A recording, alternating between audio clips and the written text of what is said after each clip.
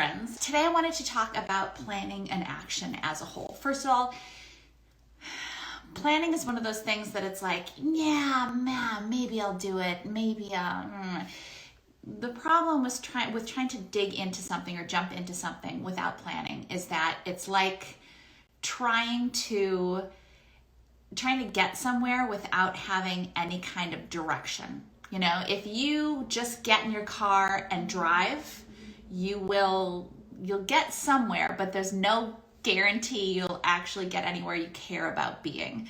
Whereas if you get in your car and you say, okay, this is the endpoint I want to get to, let me take a look at the map. As long as you follow that map, and if you get a little bit off, you get right back on it, there's a very good chance you're going to get to that endpoint as long as you keep driving.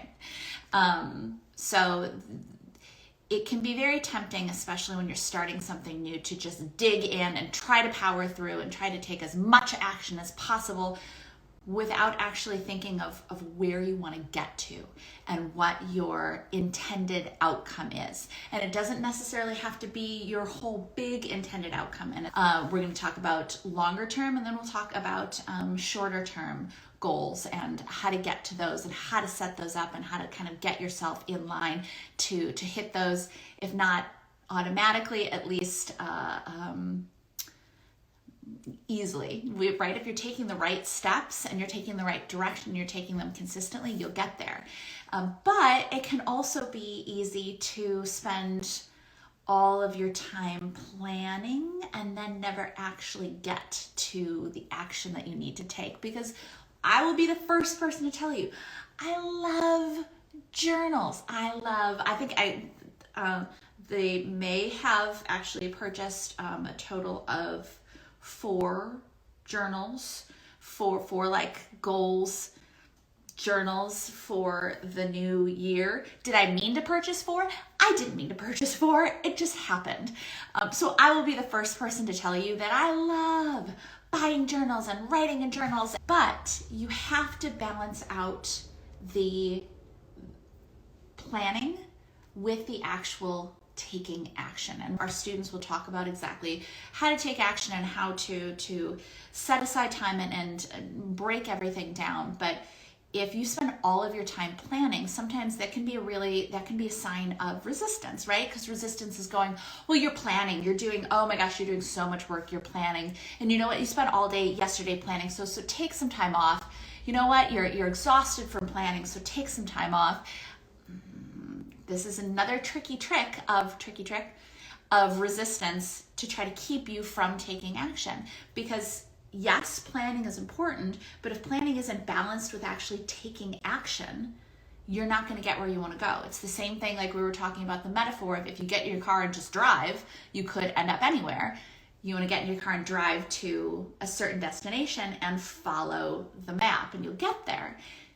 But if you have the best map and you intend to get to, if you're in Boston and you're intending to get to San Francisco and you have the best map, but you never turn the car on or you never get out of the garage, no, you're not going to get there. So both action and planning have to be working together. You can't let yourself go too far down the road of planning, which I know is a lot of fun, writing down your goals. And don't get me wrong, write down your goals and figure out how you're going to get there. Absolutely. But at the same time, if you're not taking action based on those goals, based on what you know you need to do, then you're not going to get there. It's like we always say, we will give you, if you want a copywriting career, we will give you a copywriting career in a box. We will give you all the steps you need to take. We'll give you the support. But if you don't actually take the action, then it's not going to happen for you. It's on you. So as we're starting to move into the next year, and if you have your planners, I have my 4 apparently. Again, didn't mean for it to happen. It just happened. But if you have your planners, make sure to balance that writing down your goals and thinking big for the new year and the direction you want to go make sure that part of that planning is actually also the action that you're going to take to follow up on that planning to get you where you want to go. But this is something I want everyone, whether you're a CCA student or not, to start thinking about as we head into the new year. As our CCA students saw, even in 2020 and 2021, I mean, we were in a pandemic and people started and built very successful copywriting careers. So if even a pandemic can't derail us and can't derail what we're trying to do and can't derail copywriting as a career, but you have to go into it with intentions. You have to intentions. You have to go into it with plans, and you have to go into it with the commitment to taking action.